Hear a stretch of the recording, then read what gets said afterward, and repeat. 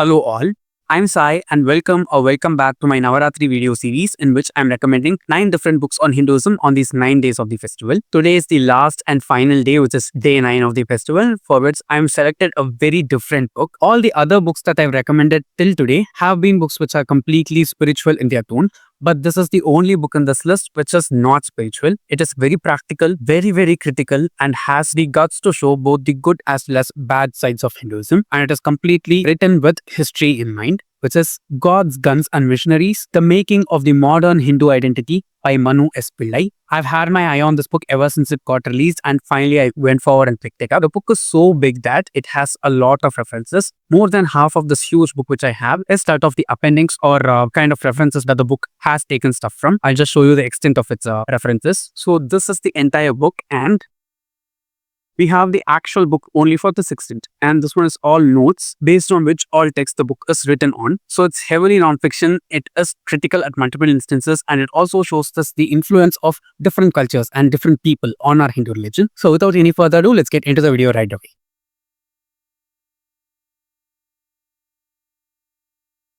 Now in this book, Gods, Guns and Missionaries, the author talks about what all Hinduism had to do and how all it had to adapt, coagulate and come together in order to exist as the religion it is right now in the present. For example, a really easy way in which I can explain this to you guys is basically before the British rule and the Mughal invasions, we did not have Hinduism as such in our country. We had all the different practices and gods inside Hinduism being worshipped and practiced, but we did not have this word called Hinduism that predominant in the previous ages before the colonization and invasions. We had Vaishnavism, we had Shaivism, we had the Shakti worship also, but all of these came together under the umbrella of Hinduism because they are all very much interconnected to each other, mainly only after the invasions and the colonization. And even the term or name Hindu itself was only coined and given to us by the white people. It is not something that was done by ourselves. I think Hinduism is one religion which did not have a name of its own because it did not want to put everything under a single name, because everyone has their own different ways of worshipping God and communicating and connecting with the divine. It shows us how what all kinds of adjustments and adaptations that Hinduism had to make over millennia in order to exist even now, when many other such religions and cultures across the world have disappeared and have no traces right now. It just doesn't talk about the good things that Hinduism did in order to exist until now, but also some impractical things, some bad things which have been done, not by the religion itself, but by the followers who practice.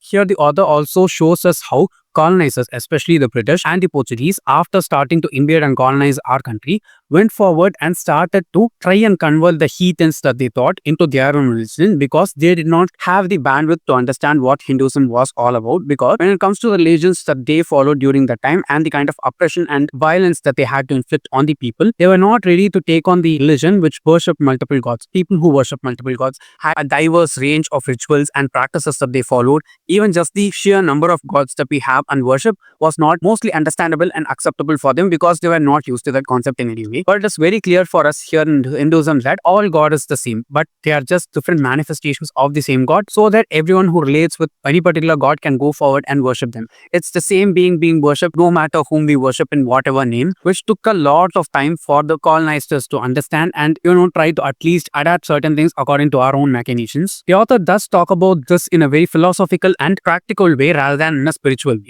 So we have to keep that in mind, because this is not a spiritual book in any way. Okay, it's more of a historical book, and if you are someone who's expecting to get a spiritual or divine experience out of reading this book, please don't read it, because it will not give you that. It's completely historical and practical, and sometimes even extremely critical about the religion. And the criticism which I said has been done by the author not predominantly on the religion itself, but the unfair beliefs and impractical beliefs that are followed by the followers of the religion. It's not like any text says that some kind of violence needs to be afflicted on people for no reason at all. A great example for this one is sati, and how it has been practiced in our country in the past for centuries together. And there are even multiple instances during which women who went against sati and did not want to give up their lives just because their husband died, were just left to fend for themselves in this society, which is completely not a good thing. It is things like this one which the author goes forward and emphasizes inside the religion, not just from the past but also now during the present time also. Sati is just a very simple example that I've given to you guys. There are also so many other such things like the most vile practice of untouchability, which also the author emphasizes a lot and talks about inside this book. All these things are not said by the gods themselves or in the Puranas and Vedas, but it has been created by human beings in order to take some kind of authority and power over other people. It has been not just done by people of other religions to the Hindus, but also the very people people inside the religion itself just so that they can go forward and control the lives of others and keep themselves even more comfortable. There's also a huge emphasis that the author makes while talking about patriarchy as well as casteism and classism inside this book. A great example for this one is the sheer amount of gatekeeping that was done to the Vedic texts themselves by communities inside the religions so that the power hierarchy of people inside the community or the religion as whole does not get disturbed in any way.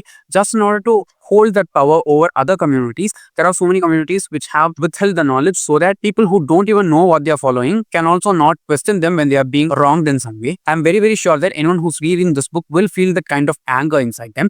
And one great book that I can compare this to is An Era of Darkness by Shashi Tharoor, which I just listened to the audiobook of a couple months back. This book felt very much similar in tone to that one, and only after reading this book, I went forward and read a little bit about the author, and I got to know that the author Manu S Pillai of this book had been a chief staff of Shashi Tharoor himself for a few years. So a lot of Shashi Tharoor's kind of writing and style of writing also reflects inside this book. If you liked his kind of cheeky, sarcastic, and classy style, I'm pretty sure that you'll like this too. He is critical, but in a very classy way. It's not like on the face, but it's kind of too smart to understand that at times it takes a couple of minutes for us to understand that when something bad in us has been insulted and pointed out to. And I think many of us need to go forward and experience it just in order to understand our own faults better. Having said that, the only reason why I'm recommending this book in this Navarathri video series is because I have talked about the other 8 books inside the series, which are all linked down in the description, which talk about the glory of the religion and all the good things inside it.